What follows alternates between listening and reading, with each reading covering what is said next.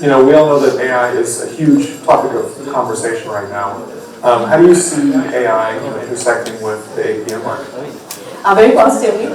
AI has been, we are using AI from a very, very long time when it comes to, APM applications.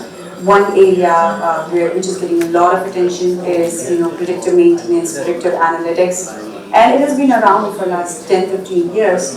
And it offers a lot of value to end users because, when you're managing an asset and if something is wrong with the asset, you want to know about it as soon as you can so that you can fix it before it causes you unplanned downtime and you lose millions of dollars in production.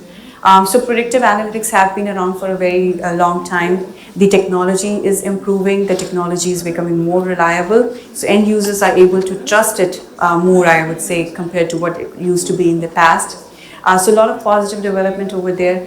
And of course, we are hearing about new kind of AI, GenAI. So when it comes to GenAI, we see use of AI assistance quite a bit. So you have your application, and on top of that, a lot of solution providers are offering AI assistant such as Copilot or ChatGPT. That makes it easier for the user that if they have a problem, they can type it, the problem in there. If it can bring in manuals or documents that are needed, can give some kind of prescriptive recommendations as well.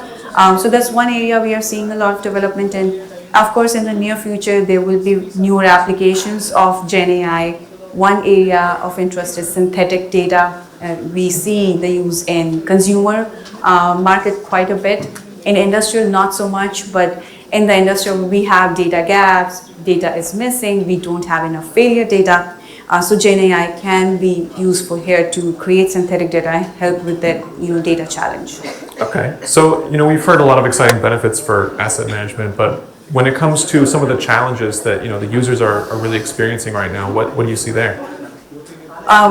So there's one APM related survey we do every couple of years, and every couple of years the top challenge always is the same, which is integration of different asset management system, business systems, and so on, to get the best value out of their APM investment. End users want to integrate their EAM system with their ERP system, with other APM software that they have, and that has always remained a major challenge for end users. So whenever I talk to solution provider, I always bring this challenge up, and hopefully we can keep on addressing this challenge so it becomes easier for end users to adopt APM technologies.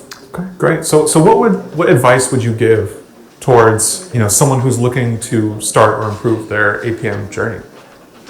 There's one advice that I always give, and I'm going to repeat that, and that is start with a problem first. A lot of the time, we still see that end users, they're looking to adopt any technology just for the sake of technology adoption, which is never a good strategy. So I always say that look what problem you have, and then see what are different solution options out there for you, and try to solve a problem with a technology. So that's my one piece of advice. All right, thanks so much. This has been Patrick Arnold at the ARC Forum, sitting down with Inderpreet Chokar, Director of Research at ARC. Thanks so much, and I'll see you next time.